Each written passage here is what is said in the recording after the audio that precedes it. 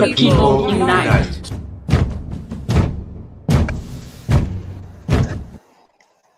Hi, everybody. Welcome to Voices from the Edge. We had the wrong intro again.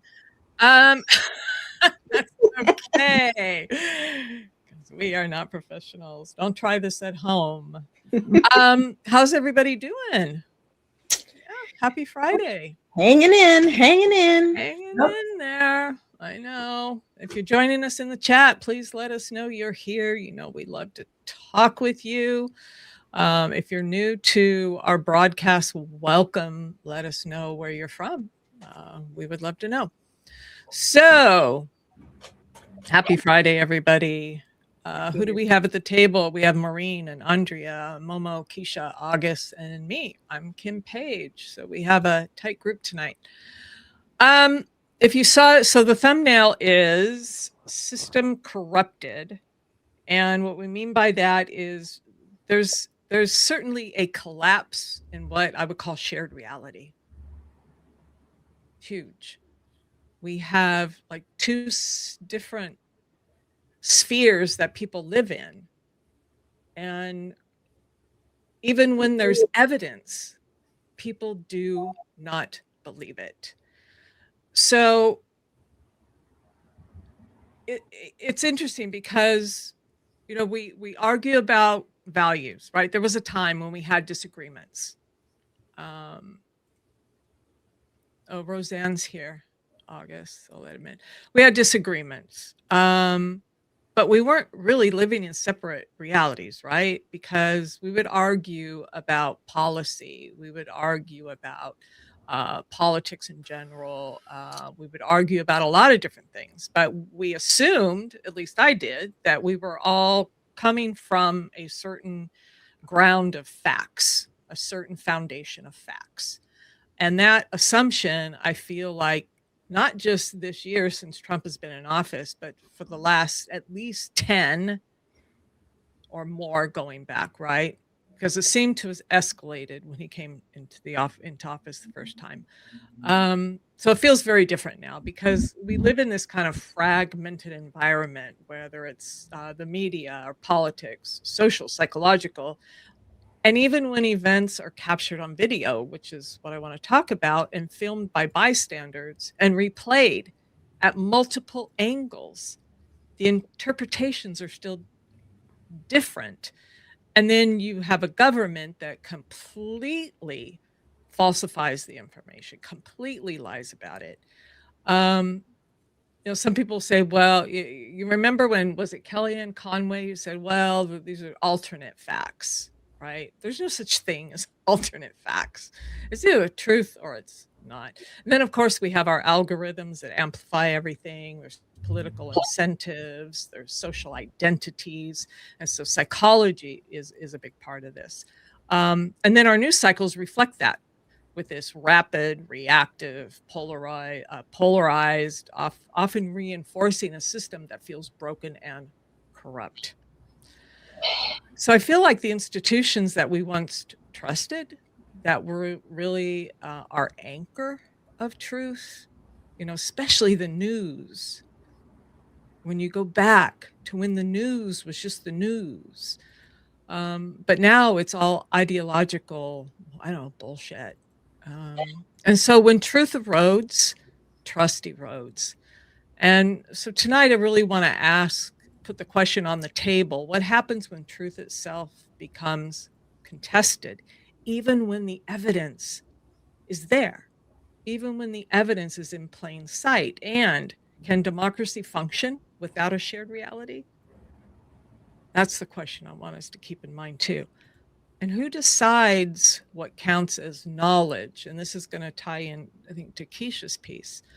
So let's kind of keep these questions in mind as we discuss the topics tonight, if that's okay. Yes, yes? Yes, yes. So I think this could, you know, video evidence and cell phones and everything that's come out with the technology over the years has really helped bring to light the truth. Because could you imagine how we've been lied to over the years without that information? Yeah. How much have we been lied to? And so I just was thinking back a little bit, even before January 6th, we can go back to way back to the videotaping of, oh, the riots. I had it on the tip of my tongue earlier. I'll think of it in a minute. But you had J6 that was videotaped, right? We had George Floyd that was videotaped.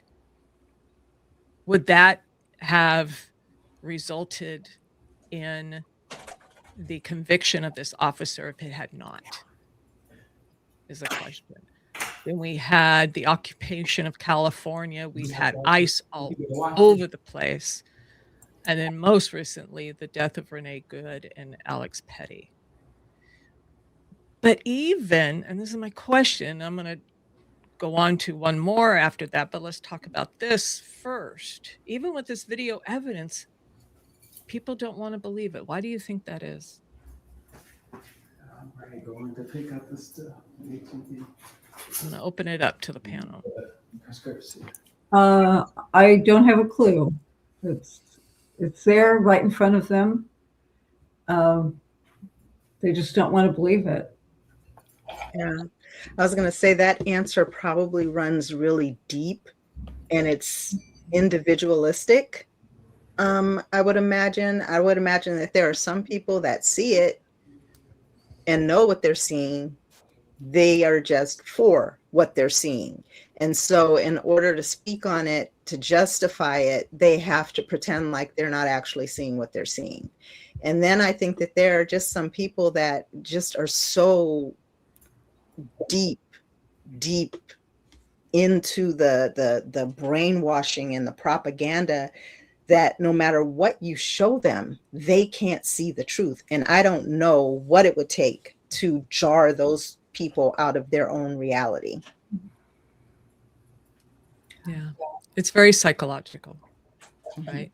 You have confirmation bias built in there. You have ideology. You have these beliefs that people were raised on, that it's really hard, I think, sometimes to even see the truth and think, well, maybe I was wrong. I think people have a hard time with that, especially when you're in a cult. Hey, Roseanne, you acted like you had something. Yeah, I kind of think that people see what they're seeing and they form an opinion, but then they go out and they grab a consensus of their friends and then they get their opinion, and then all of a sudden, well, maybe I should take another look. Let me see what James saw that I missed or whatever. That's kind of how I feel. Even though the truth is sitting, I mean, it's glaring them in the face, they're still going to go out and check with their peeps about what they saw. Yeah, groupthink, basically. Mm-hmm. But then we have a government who flat out lies about it. Mm-hmm. That's where it starts. Yeah. Right. Right. In all ways. That's the scary part of all this, because, and also the media is a big part of it, because I wonder, I can't watch Fox. I won't watch Fox at all, but I know people who do. And I wonder what version of the story they're getting, what spin they're getting. There are still people who believe that January 6th was a protest or a tour of all things. I don't know. Hypocrisy is glaring. Then we've had the latest kind of version of that with, why is it not going to the stage? Okay, interesting. Oh, there we go. Maybe, yeah. With Don Lemon. So what's interesting with this is, again, there was video footage that showed exactly what Don did and what Don didn't do. Don was doing his job. Video footage appears to contradict key aspects of a federal indictment description of former CNN anchor Don Lemon's actions in a protest last month inside a church in St. Paul, Minnesota, according to a review by the Washington Post. Lemon, another independent journalist, and several protesters are all charged with the same 2 criminal counts. They are accused of conspiring to deprive congregants of their religious rights and interfering with access to a place of worship. Makes you wonder how long they had to dig deep to find those 2 charges. The January 29th indictment calls the 9 defendants agitators, says they entered a church in a coordinated takeover style attack. In multiple instances, it describes the alleged conduct of 2 journalists and the protesters collectively. It does not characterize Lemon or Georgia Fort as journalists, though it notes that he was live streaming video on his online platform, The Don Lemon Show, and that Fort, acting separately, conducted an interview at one point. And it goes on. But the video, we've all seen the video, and the video completely contradicts what the government is saying, as usual. As usual. So, and we know today Don went to court and pled not guilty. Correct? I know some of you were on the show talking with him about it. Anybody want to share?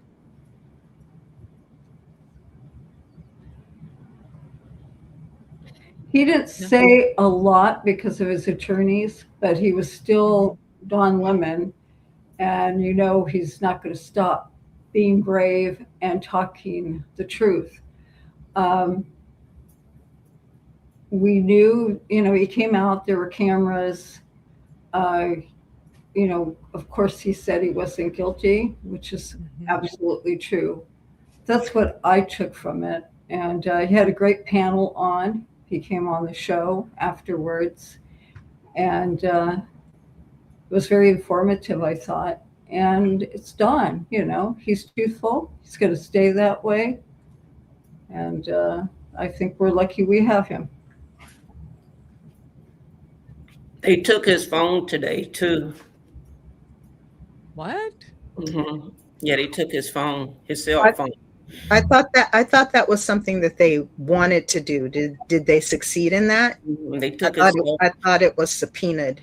They took his cell phone and said that he was conspiring with them. They actually talked as if it was like January 6th, the same language that the January 6th said about Trump, that he riled up the people and then they went to, do the insurrection. And that's how they tried to say that Don acted. And it was like, you stop lying. So that's why they took his phone today. Oh, I don't recall them saying that, huh? Yeah, I watched it when they said that. Oh. Well, that's not good, given, his contact list. He's got a lot of... Well, who was that says we should take a different phone than our regular phone when we travel? Was that you, Monique? No, that was me. That was yeah.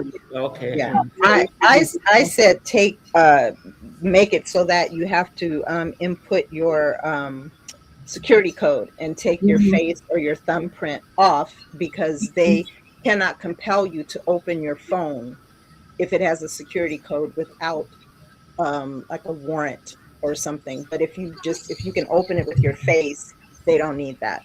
Yeah, I don't use my hand or my face. I don't see where they had a right to his phone whatsoever. They don't without a search. They had a warrant. So well, there are different rules when you're going through customs. You're not technically you're not technically in the United States, so to speak. So they have different rules. You have less rights, but that is one thing that they cannot do. They cannot compel you to open your phone if it has a code. Even as a citizen? You're on different, you're kind of in a different territory when you're going through customs. I don't see how they could have done that, but they did.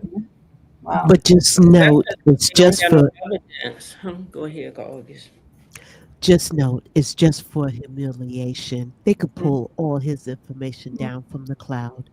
So they just wanted to piss him off, give some drama. I don't know how I'd have to confirm that. I don't see how they could have just taken his phone without a subpoena, without. Not without a They warrant. said they had Yeah. one. Hmm. But Well, you can double check. you know, it's Patel's You can FBI. always So, double check. yeah. So I did pull, let's see, whoops, share screen about his plea today. So I thought we'd just show a little bit of that. So he pleads not guilty to civil rights charges in anti-ICE Minnesota church protest. They just talk about it a little bit. He did not comment to reporters as he entered the courthouse. The scheduled arraignment was Friday. That was today. Lemon's attorney did not return calls this week seeking comment. 2 more defendants accused in the protest at the church are scheduled for arraignment next week.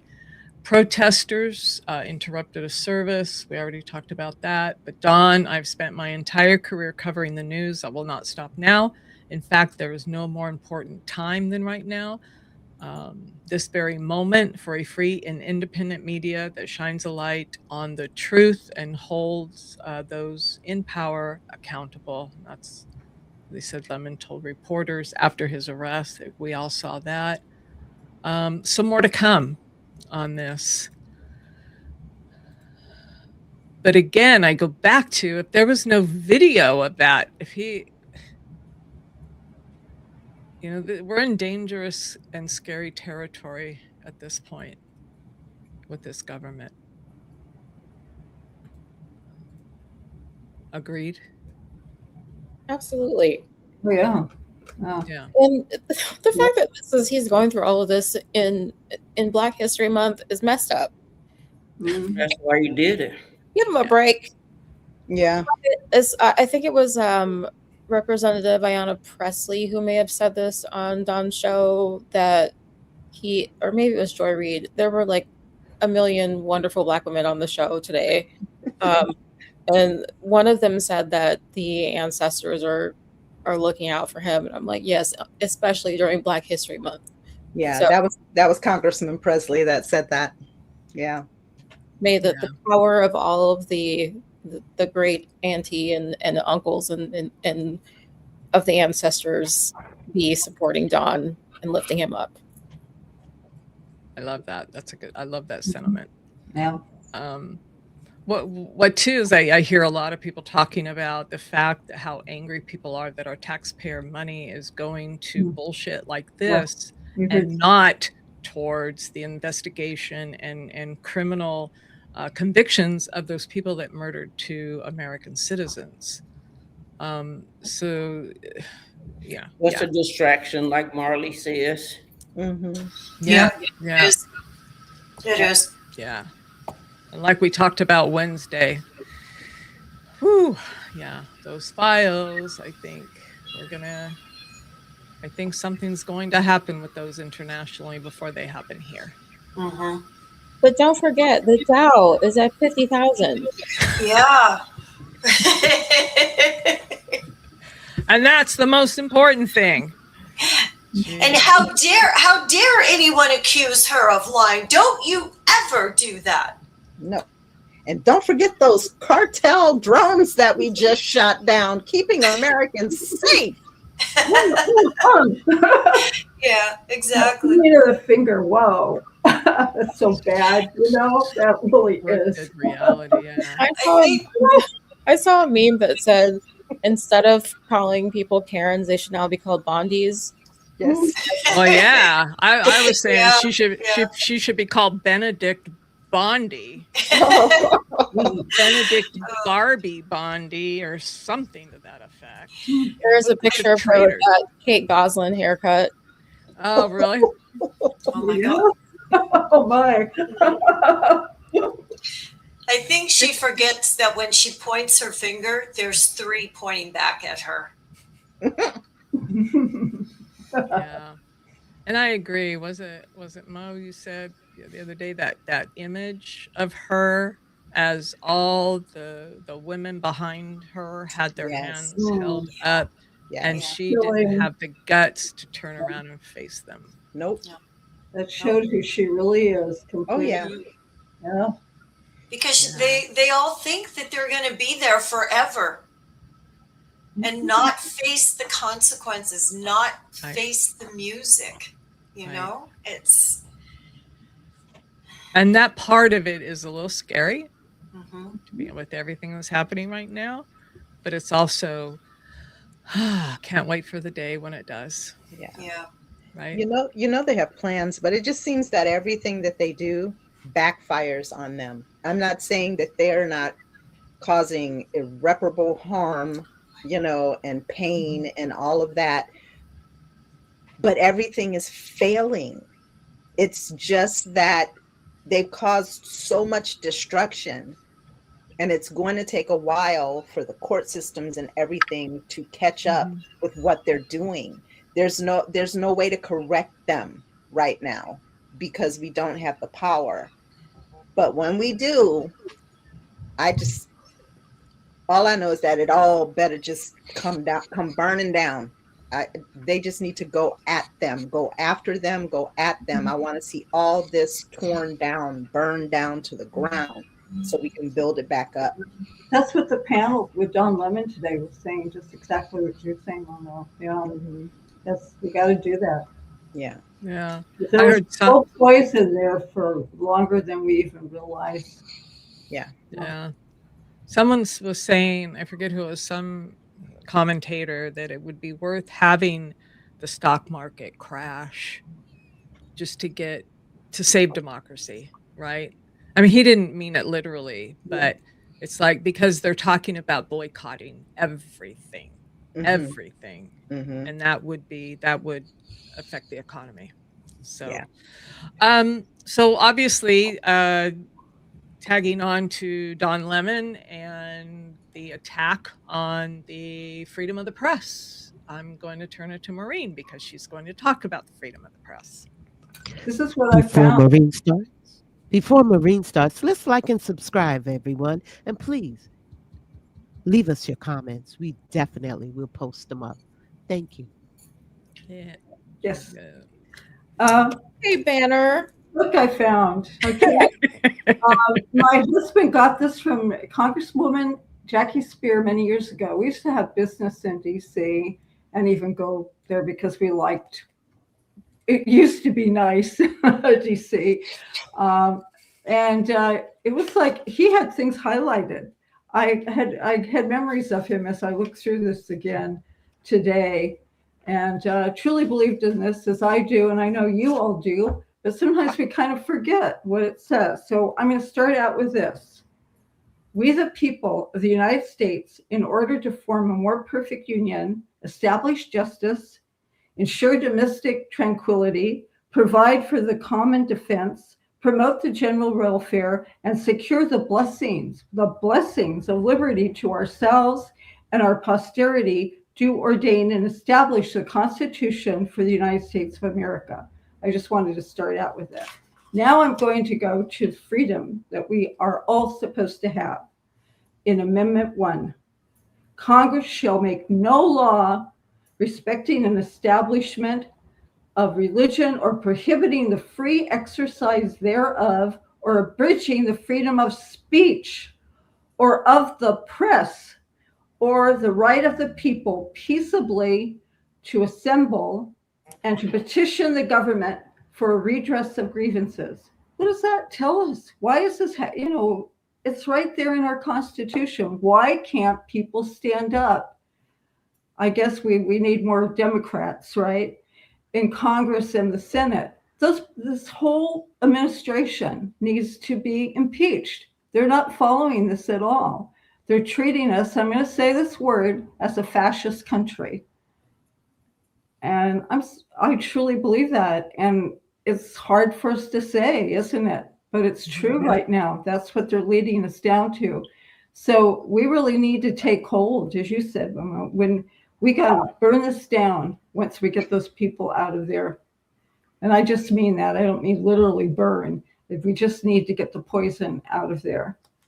And one more thing that I will share that I found interesting. I need to be careful. Maybe this is longer. Well, I'm just going to read this. When in the course of this is an action of the Second Continental Congress on July 4th, 1776. The unanimous declaration of the 13 United States of America. When in the course of human events, it becomes necessary for one people to dissolve the political bands which have connected them with another, and to assume among the powers of the earth the separate and equal station to which laws of nature and of nature's God entitle them. A decent respect to the opinions of mankind requires that they should declare the causes which impel them to the separation. Now we have a video, and we'll leave it to you, Kim. I guess you thought it was a little long, so we can cut it off at a certain point. Yeah. But this is from PBS. Hi, I'm Craig, and this is Crash Course Government and Politics, and today we're going to finish up our discussion of the First Amendment, finally, by talking about everybody's favorite, the press. The First Amendment is pretty clear that Congress can't make any laws abridging the freedom of the press, and since you understand the basics of free speech, because you were paying attention, the reasons for this should make a lot of sense. But as with any discussion of the First Amendment, things aren't as straightforward as we might think, and the freedom of the press, just like the freedom of speech, is not absolute.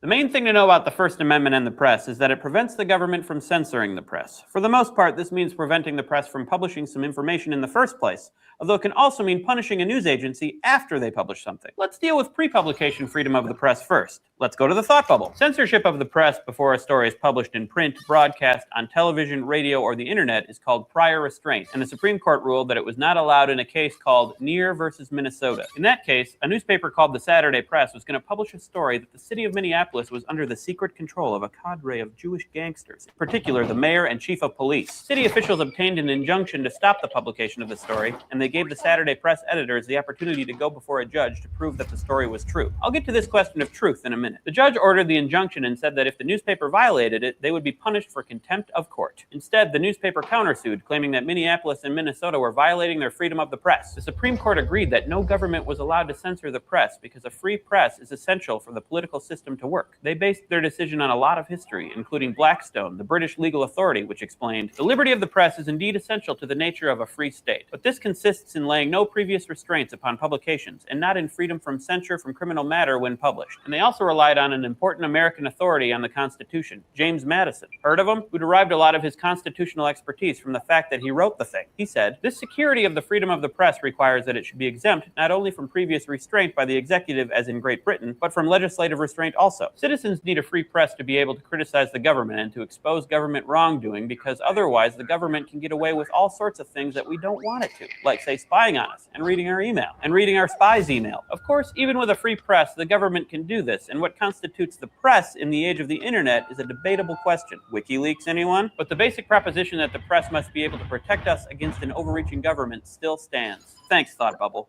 There's another reason why the court put the kibosh on prior restraint, and that's because if a newspaper prints something that is untrue about the government, or more practically about a government official, there's a remedy for this. The person or agency about whom the untrue thing was said or written and published can sue the publisher for libel, and if he proves his case, can get monetary damages. This is supposed to prevent newspapers from flat out lying about public officials. But libel suits can cause another problem in that they can basically end up being after-the-fact censorship. If a newspaper is so afraid of a libel suit that it decides not to publish a story, then it effectively censors itself. Sometimes courts call this a chilling effect, and it applies to speech that people are afraid to make because of potential lawsuit or other punishment, as well as articles and news stories that go unpublished out of fear of potential punishment. Tell you what, I ain't afraid of punishment for that. can do what I want. Freedom of speech. Luckily for us, the court dealt with the libel issue in another landmark case, New York Times versus Sullivan from 1964. This case involved an advertisement in the Times that included some inaccurate statements about the way Alabama law enforcement was treating civil rights protesters, including Martin Luther King Jr. The Montgomery Public Safety Commissioner, L.B. Sullivan, thought these misstatements amounted to libel and sued the Times. He lost at the Supreme Court, and they ruled that the standard for libel of a public figure was actual malice, which was my nickname in high school. This means that in order to win a libel case, you must prove that the publisher of the libelous statement knew that the statement was false and acted with reckless disregard, my friend's nickname in high school, for the truth. This is an almost impossible standard to prove, and what it means is that public figures almost never win libel cases. This goes a long way toward explaining some of the outlandish things you read about politicians and celebrities in print. And I'm not even going to begin to talk about some of what you can find on the internet, like a bearded dude talking about government and punching eagles. Some argue that we shouldn't feel too bad about celebrities, and we should remember that they are celebrities and are usually doing all right for themselves. Unflattering publicity might simply be considered the price of fame. I'd point out that celebrities are human too, except for Lil Bub, the only non-human celebrity, and probably don't like being libeled. I guess Jar Jar Binks is another non-human celebrity, and he gets a lot of bad press. But he truly is terrible, so it's not libel. So it sounds like the First Amendment protection of a free press is pretty much absolute. But there are always exceptions that make things complicated. One of these exceptions is the question of national security. There are some security issues that are so important the government is allowed to censor the press before they can print stories about them. The best example of this is that the government can prevent the press from printing detailed descriptions of troop movements during a war, because this would help the enemy and put soldiers' lives at risk. It's kind of like in those spy movies when the bad guys learn all the names and aliases of the secret agents, except it's real. Knowing this, most newspapers wouldn't print this sort of thing, at least while it's happening. But what about after the fact? Well, it gets complicated, but another Supreme Court case gives us some guidance about what to expect. In New York Times versus US, why is it always New York Times? The issue was whether or not the Times could publish the Pentagon Papers. These were secret documents stolen from the government by Daniel Ellsberg, who had worked at the Defense Department. They showed that much of the government's reasoning behind the Vietnam War was untrue, or at least highly questionable. I'm going to go with untrue. The government tried to stop the Times and the Washington Post, too, from publishing these papers because it would make the government look bad and perhaps turn public opinion against the war. Now, this was 1971, and a good deal of public opinion was kind of already against the war, so much so that Lyndon Johnson had decided not to run for re-election just a few years before in 1968. But the government said that publication of this classified report would cause irreparable harm to America's ability to defend itself, and they tried to stop the publication. The court ruled against this prior restraint, further strengthening the First Amendment protection of the free press. It also slapped down the executive branch, which was trying to claim its privilege to keep state secrets. But we already mentioned this when talking about Nixon and his attempts to hold on to the Watergate tapes. Anyway, as you can see, the First Amendment offers a lot of protections to citizens in the press, especially when they're criticizing the government or its policies, or even when they're making fun of celebrities. And this is really, really important because American democracy relies on its citizens having enough information to make good decisions and hold elected officials accountable. We rely on the press to tell us what the government is doing so that we can decide whether or not we want to let them keep doing it. If the government can keep us from getting important or even not so important information by censoring the press or by preventing us from speaking out against what we see as wrong, it will be able to keep doing things that might be bad. And this is the kind of tyranny that the framers of the Bill of Rights were most worried about. So the more you're concerned about tyranny, the freer you want speech in the press to be. This is something to think about when you engage in arguments about Edward Snowden and his NSA disclosures, or Julian Assange and WikiLeaks. Thanks for watching. I'll see you next time. Crash Course Government and Politics is produced. That was very informative. Yes, I enjoyed that. Is that a series on PBS, Maureen? Yeah. I have to check that I'm out. sure they're still active though. You know, they've had so much financial backing has gone away from PBS right now. I don't know if it's still out there. But yeah, I love PBS though. They have a lot of I have a PBS passport, you know, that do they have it like on demand? Yeah, they do. Yeah. I remember Electric Company when I was a kid. Yeah. Yeah. And this is of course why they're trying to pull all funding for PBS, or any nonprofits. And the other thing that stood out to me, two things, when he said national security, the government will use national security as, I think, the catch-all. And we see a lot of that now in everything, right? Oh, it's about national security. It's about national security. And the other thing, that without a free press, democracy cannot function. And so true democracy cannot function. Well, you notice we don't hear about Ukraine anymore. Yeah. Yeah. That went radio silent. Yep. and you know they still hurting. Oh yeah. Mm-hmm. Yeah. And we haven't heard anything about Gaza lately either. Mm-mm. Mm-mm. And he's trying to take away, disability and, like I said, the food stamps for people that need it, and so he'll eat, but nobody else will. Well, and this is why the mainstream media is, I don't know, derelict in their duty. They're Mhm. they're not doing their jobs. They're scared. I have to say, Ms. Now is still doing a pretty good job. Yeah. Yeah. I'm sorry. I love MS Now. how it Yeah. is now, like Joy does. Ms. Now. Joy Reid calls it Ms. Now. Yeah. That's funny. Anything else, Maureen, on that topic? No, I think it says it all. I want my freedom back. I want Dawn's freedom back. I want my freedom back. All of our freedom. I didn't live in a generation. I lived during when they were passing good laws, and I was campaigning. I'm aging myself. Bobby Kennedy. I was getting ready to go campaign for him, and unfortunately, we all know what happened. I did live through 3 assassinations. That affects you. Vietnam War. I was a hippie for a while. But we had freedom then. At least I thought we did. Well, yeah. Yeah, peace and love, right? Yeah, my husband and I were just talking about that, and we were thinking, going to age myself. I'm going to be 60 this year. I was 2 when Martin Luther King was assassinated. So, of course, I was a baby. But I heard the stories from my mom. But I think that we were the first generation that didn't have that same struggle. We were sort of shielded in a way. We got some of the backlash from the civil rights movement. Growing up, there was still a lot of racial tension, but then our kids are probably the first kids that just really don't know that struggle at all. They're aware, but they're very far removed from it. So this is all very new and very raw to them. And from my upbringing, all it does is entrench me, and I'm ready to fight because my grandmother and my mom and my dad, they lived through this, and I'll be damned if everything that they fought for, I'm going to let it fall on my watch. No. Right. No. It's a stream. Ooh, did y'all see what I saw? It's a stream unavailable, suspended for policy violations. Yes. What? What? My phone just went black. I have it on Black first. Your phone? It says stream unavailable, stream suspended for policy violations. Was it the PBS clip? PBS should be free reign. Yeah. What else? There's nothing we did. I told y'all they'd be listening. Dally Oops says that the vertical stream is working. Okay. Yeah, I don't see anything. Yeah, go to the vertical. Oh yeah, Marley says the same thing. Only the vertical is working. Okay. Okay. So everybody go to the vertical stream. And you don't think they're gonna go to the vertical? What the hell? Yeah, the vertical is up. Okay. Right. Well, Yeah, I was going to say, I wouldn't think that video would have been. How long does a suspension last?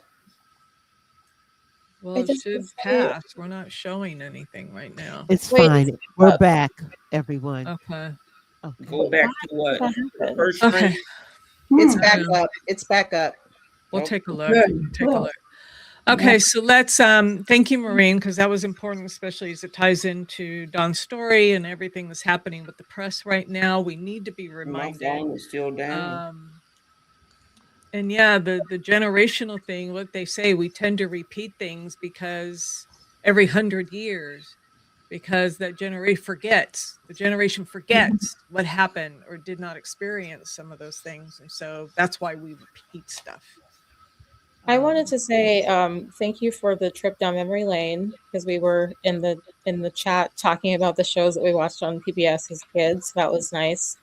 And also seeing the clip of LBJ, he's such a complex president in terms of like how I feel about him, because he did some pretty important and formative things, but also was pretty racist. And still, He was Trump very is complicated. 80 times worse than LBJ could ever have been. Yeah. Well, LBJ was a smart politician, and Yes. LBJ, in spite of his racism, wanted what was best for the country. And he knew that what was best for the country was to be inclusive. Yeah, he knew how to work the room. Yeah, yeah.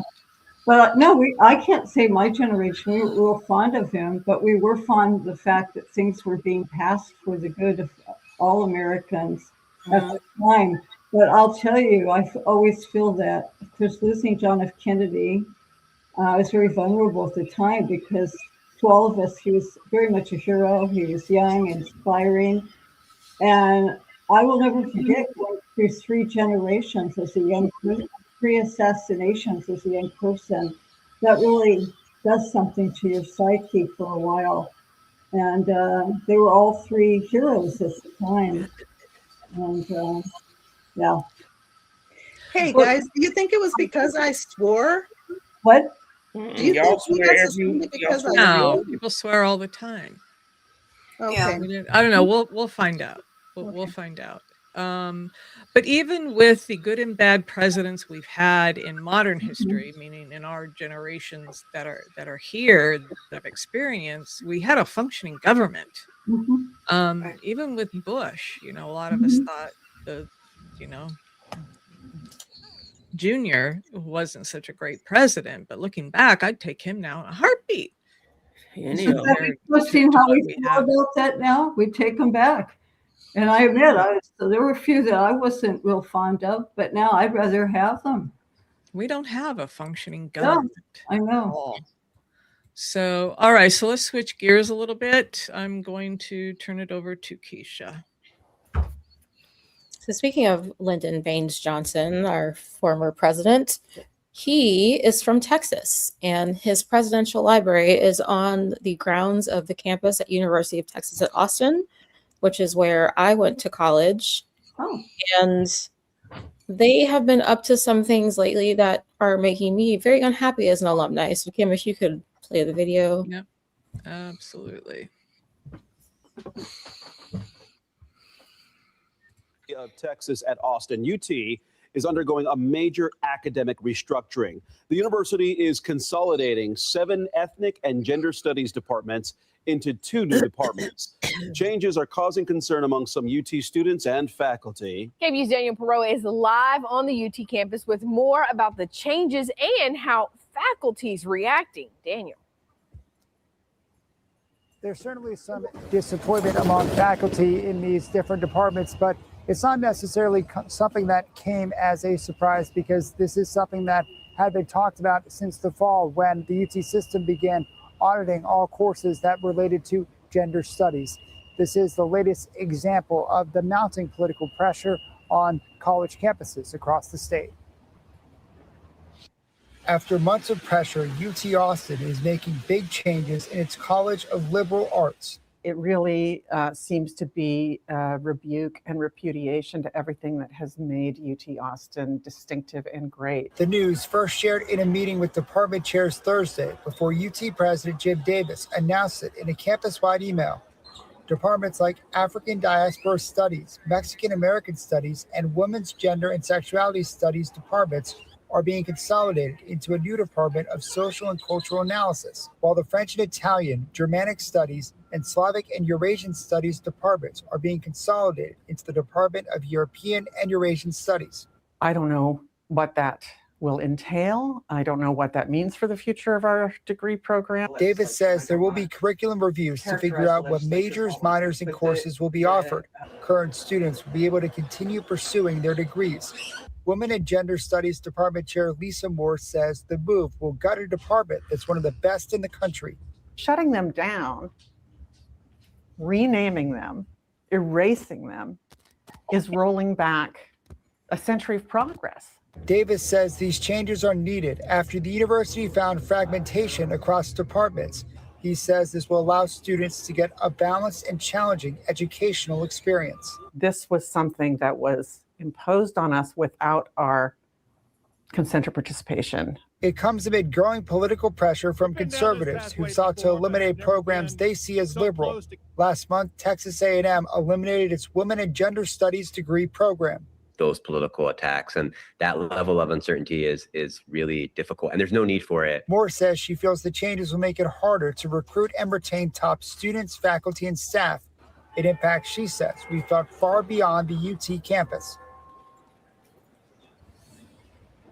The changes are expected to be finalized in the coming months, but as of now, the university says there's no official timeline for the consolidation. Live on the UT campus, Daniel Perot, KV News. Big announcement from the University of... What do they mean by fragmented? How?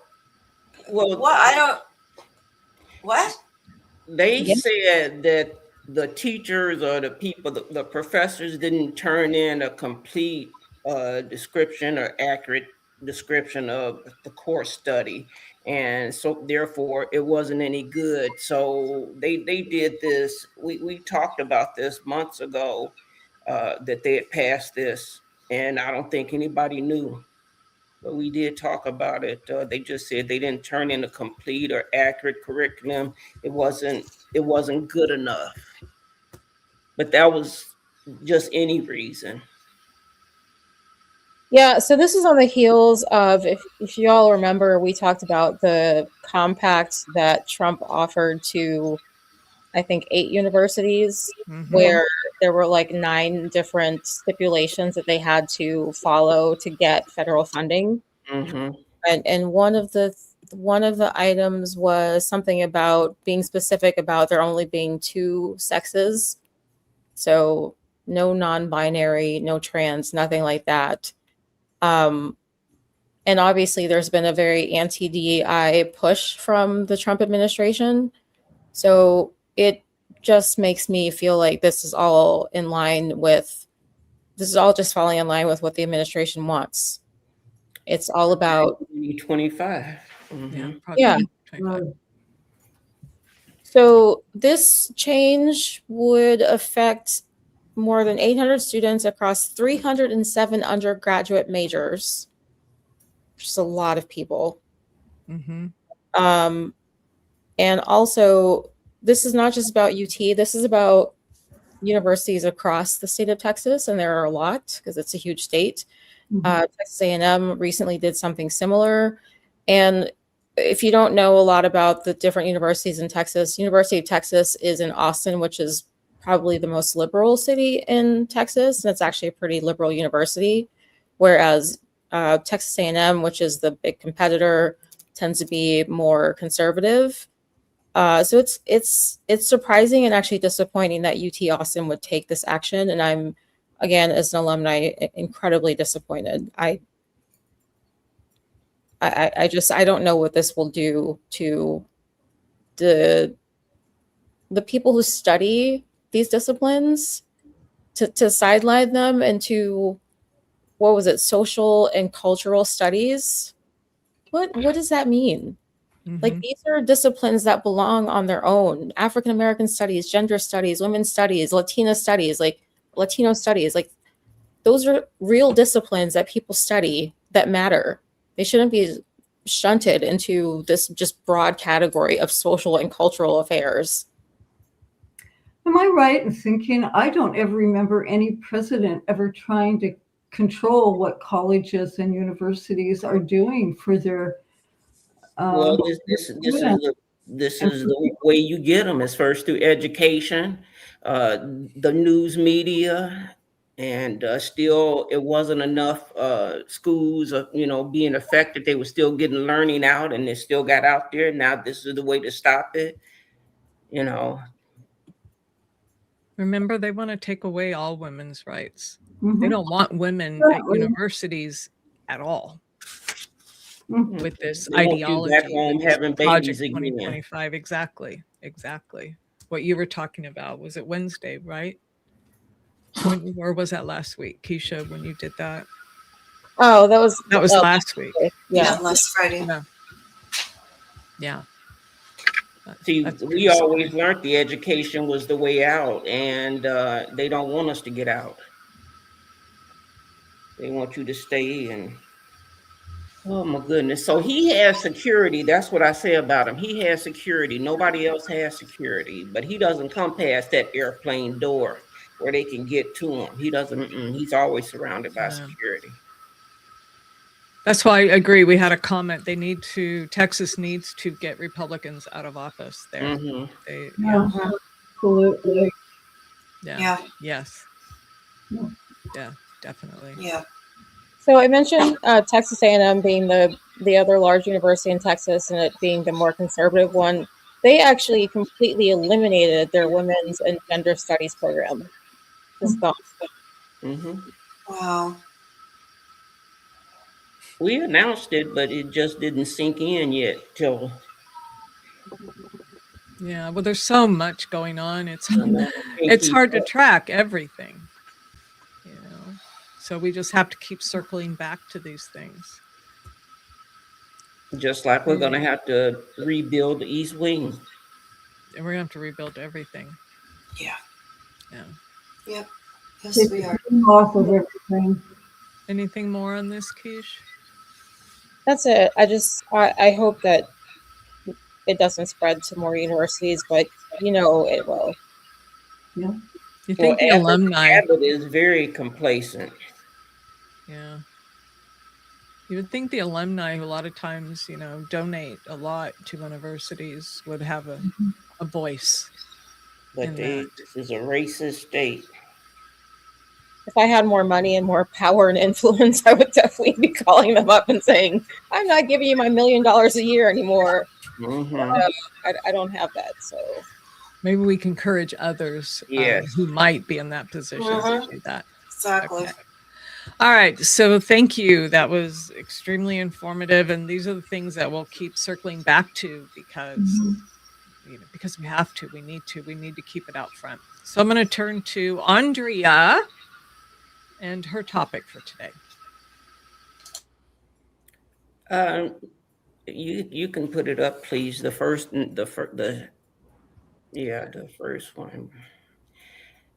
This is funny, not funny, that Trump pardons 5 former NFL players for crimes ranging from perjury to drug trafficking, where he was blowing up boats and letting the other man out. This is crazy. The pardons were announced by White House czar Alice Marie Johnson, Joe Kekio, Nate Newton, Jamal Lewis, Travis Henry, and the late Billy Cannon were granted the clemency. As football reminds us, excellence is built on grit, grace, and the courage to rise again. So is our nation.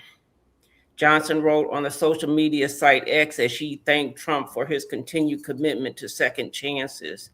Johnson said Dallas Cowboy owner Jerry Jones personally shared the news with Newton, who won 3 Super Bowls with the team. You can go down just Kekio, a former star of the New York Jets, pleaded guilty to perjury after lying to a federal grand jury that was investigating insurance fraud. A defensive lineman, Kekio was inducted into the Pro Football Hall of Fame in 2023. That's one.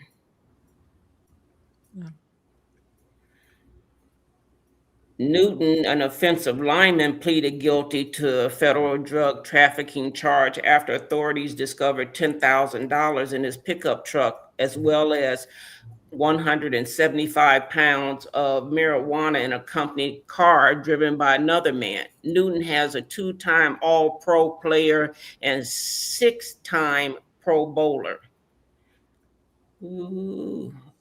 Lewis, formerly of the Baltimore Ravens and the Cleveland Browns, pleaded guilty in a drug case in which he used a cell phone to try to set up a drug deal not long after he was top pick in the 2000 NFL draft. Lewis, a running back, was named an All-Pro once and was a one-time Pro Bowler. He was named the 2003 Associated Press Offensive Player of the Year. Henry, who played for the Denver Broncos, pleaded guilty to conspiracy to traffic cocaine for financing a drug ring that moved the drug between Colorado and Montana. He was running back for 3 teams and a one-time Pro Bowler. Oops. Got advertisement there. They do that. And Cannon, who played with the Houston Oilers, Oakland Raiders, and Kansas City Chiefs, admitted to counterfeiting in the mid-1980s after a series of bad investment and debts left him broke. Cannon was a 2-time All-Pro player and a 2-time Pro Bowler. Cannon was also the 1959 Heisman Trophy while starring for Louisiana State University, where he had one of the most memorable plays in college football history. Anderson reported all of this from Las Vegas, and so, but when Trump decides let him out, it doesn't matter, or blow up the boat until I get your president, it doesn't make no sense. I'm not going to get any drugs into the U.S., but now you're going to pardon these people? It doesn't make sense.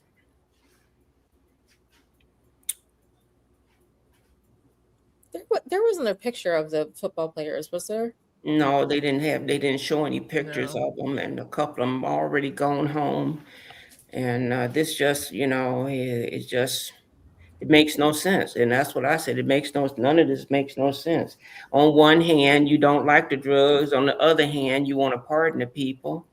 I think he's crazy. Oh, he likes the drugs.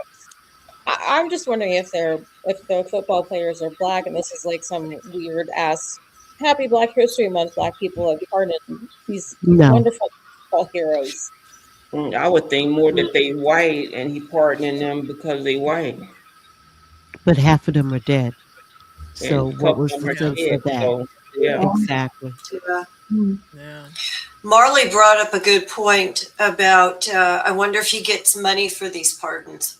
Oh, I believe he does. 100%. Oh yeah, absolutely. Yeah, he always a quid pro quo. Doesn't do anything without lining. Yeah, allegedly. Yeah. Mm-hmm. So again, it's the grift. Continues. I think so. Yeah. The only one to me is like the marijuana. I don't know how much. I mean, it is legal now in a lot of states, but you wonder what the sentences were for some of these. Yes, Jazzy, a couple of them are dead.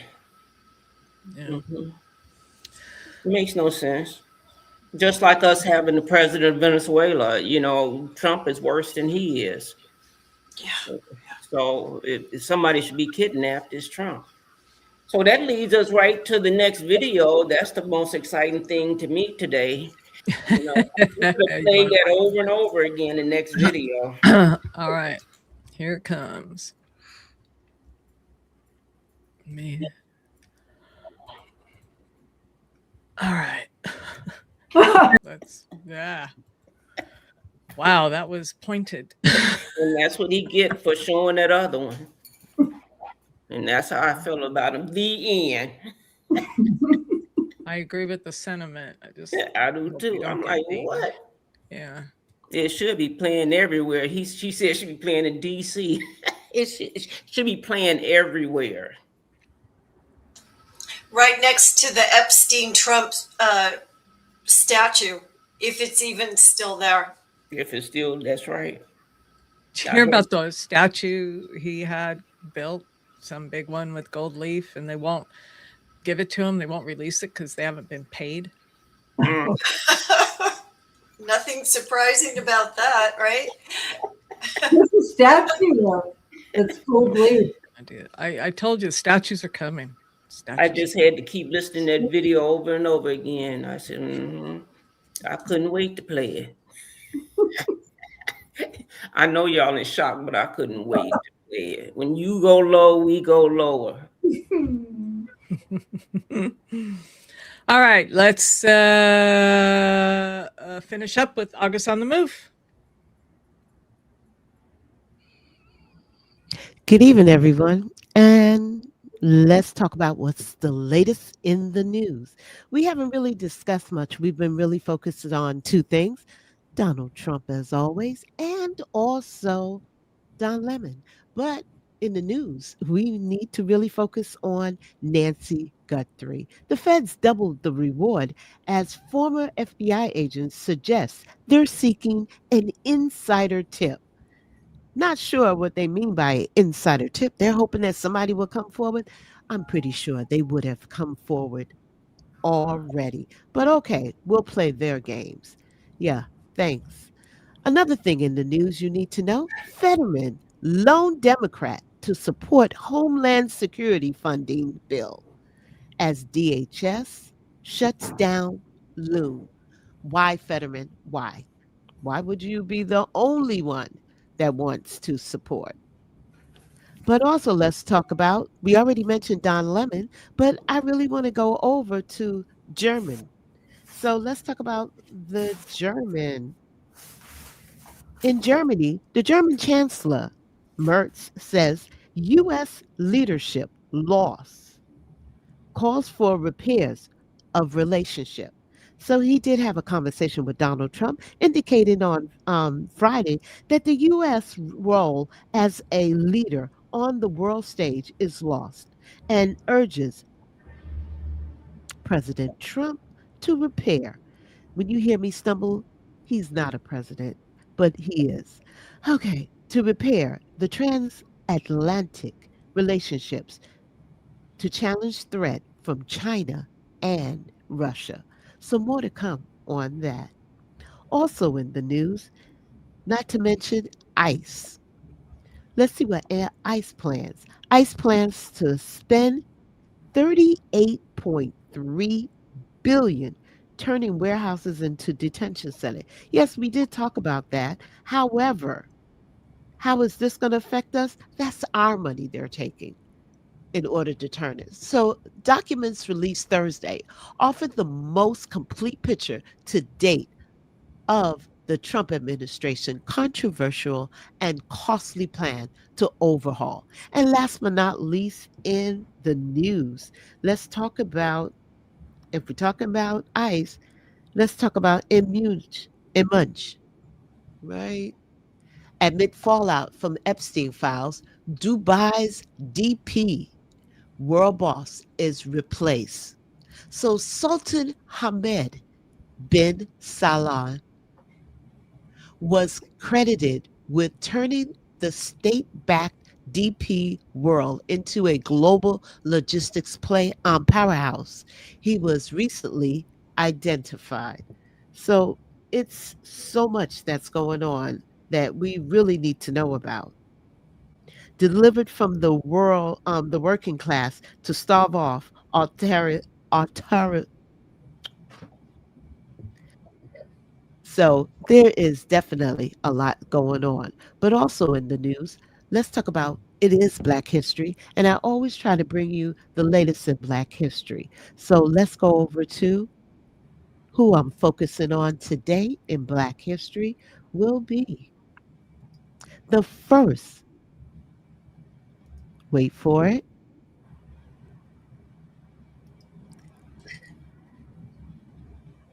I didn't mean for us to wait that long for it.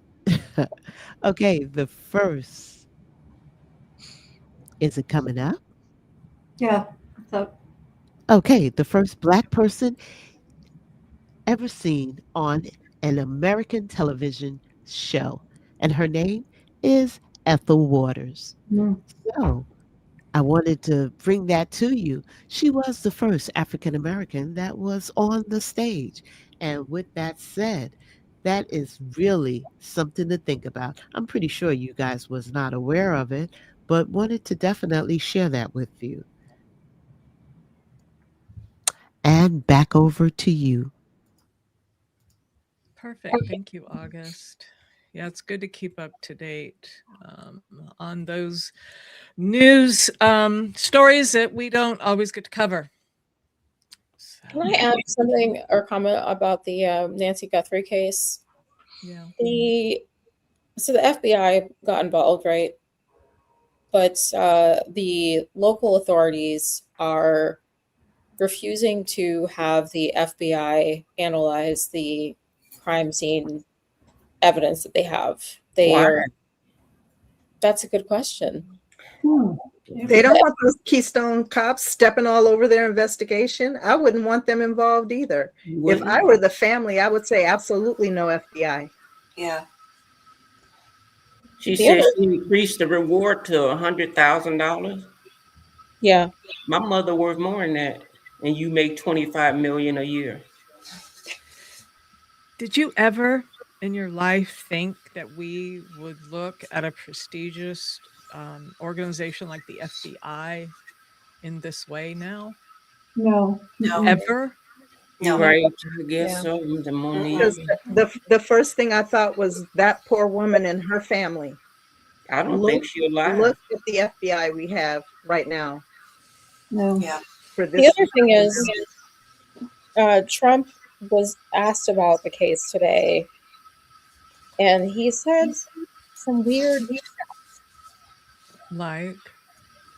They asked him if one of the reporters asked him if he thought that she may have been like one of the cartels was involved, or like if there was like some foreign influence, and he said something like there could be some bad actors involved, or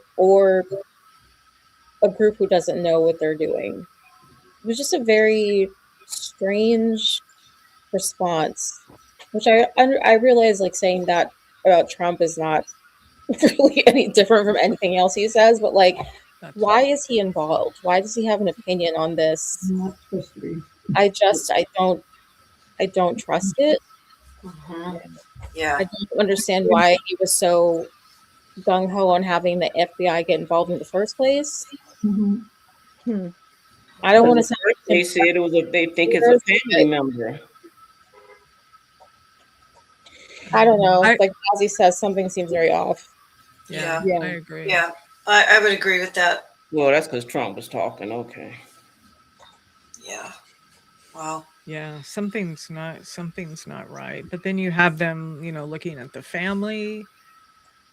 Then, I don't know. And then there's the conspiracy theories that because Savannah, interviewed some of the Epstein survivors, that there's, so there's again, so there's we don't want to go down that rabbit hole, obviously, but he got a long memory about his enemy, people he want to get, drive crazy. If we're throwing conspiracy theories out there, the other thing is Don Lemon got arrested. He's a journalist. Savannah Guthrie's a journalist. Is there something there trying to scare journalists from doing their jobs? I don't know. I'm not saying I believe any of this. I'm just saying it's all very strange. But you do have to bring it to the forefront, Keisha, because it's just so strange. And another thing, I just think the whole thing about Guthrie's kidnapping has been handled very sloppy. I must say. It's like they put out information, but they didn't want to put out information. It's been a lot of piecemeal. And normally they don't handle kidnappings like that, because the bottom line is 48 hours. The first 48 are the critical most hours that in order to get a loved one back. And if you don't know that, CSI. Yeah. Okay. So we need to make sure that we keep that in mind. And I pray for for her mother, but I also pray for that family as well, because there is something, no pun intended, is fishy in Denmark. It just seems pretty. And if you look at the home on TV, it's in Arizona. So it's almost like in like a wilderness part. So why we're not following footsteps, but because how it's been handled. And that's the enemies list. Have gone. He got his enemies list. Yeah, I was watching these two detectives, former detectives, talk about this, and I forget the name of their show, but they were showing video footage of the blood splatter and everything that was on the ground. And they said, well, we're wondering how come there's no fingerprint dust on the door? Didn't they take fingerprints of the door? What, so they were questioning a lot of really odd things. I didn't understand why it took so long to see the camera, the video of that guy. No, they had it. They just didn't release it, Maureen. Okay. So it really didn't take long. It's just that they don't release certain information. I'm sure they wanted to, do Right. their investigating first. And if they came up dry, then put it out to see if someone would recognize the person. But I questioned the glove out in the desert. Like, really? You can pull a fingerprint inside of the glove if you turn it inside out. So the whole thing just seemed kind of shady. Yeah. And It to looked bring it- like, go ahead. I was just going to say to bring it back to the political nature of it all, the fact that we who are level-headed people would even possibly consider that our government is involved tells you how far we have fallen as a country. Yes. Yes, exactly. Yeah. We would have never thought that before. Right. No. So can we play the video again? No. Not today, Andrea. We could play it after if you want, once we get off the air, but we are running a little bit late No, I was today. messing with you. So thank you, everybody. I hope this banner doesn't go over your face, but it might. Please like and subscribe. Please, please, please. And as we mentioned Wednesday, if you would love to support our work, please become a member if you feel so inclined. And we love having you. Thank you, everybody, for your comments in the chat. We love to talk with you, and we so appreciate you showing up and supporting us every Wednesday, Tuesday, Wednesday, and Friday. Any last comments from anybody? I would just like to say happy Valentine's Day, but I would also like to say, please, everyone, call your senators and insist that they vote against the SAVE Act. Yes. Please. Oh, no. Absolutely. Keisha? It's also Galentine's Day, so reach out to your And gal. what's Valentine's? Tell them how much you love them. I don't have one. You have us. What's Galentine's? We could do Galentine's. Your platonic girlfriends. For your platonic girlfriends. Okay, Yes. thank you. Yes, You ma'am. gotta keep me up to date now. Valentine. What? It's the day before Valentine's Day, and it's supposed to be a day to spend with your girlfriends and celebrate your friendships. Oh, I have lovely friendships on Love Tuesday. it. All right, everybody. Thank you so much. We love you. We'll see you next week. Have a great weekend. Take a break. Yeah. We the people unite.